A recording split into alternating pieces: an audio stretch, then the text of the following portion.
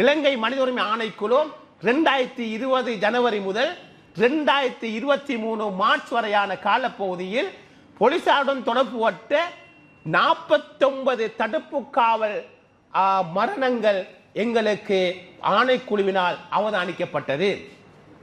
49 பேர் கஸ்டடியல் டெத்துக்கு உள்ளானார்கள் என்பதுதான் எங்களுடைய இலங்கை மனித உரிமை ஆணைக்குழுவின் அந்த பரவலான ஒரு கணிப்பீடாக இருக்கின்றது. ஆகவே அந்த என்கவுண்டர் டெத்தை செய்தவர்கள் யார்?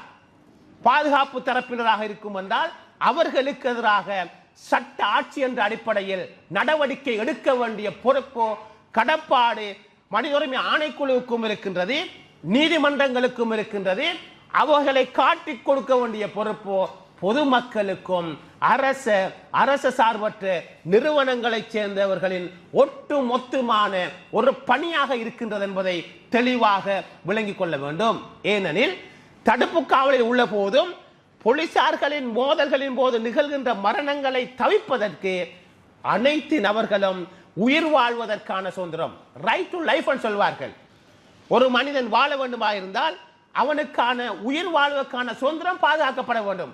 அந்த அடிப்படையில் அவனுக்கான பாதுகாப்பை இந்த சமூகமும் இந்த அரசாங்கமும் கால வருகின்ற அரசாங்கங்களும் கொடுக்க வேண்டியது அவனுடைய உரிமையிலான ஒரு கடமையிலான பணி என்பதை அனைவர்களும் விளங்கிக் கொள்ள வேண்டும்.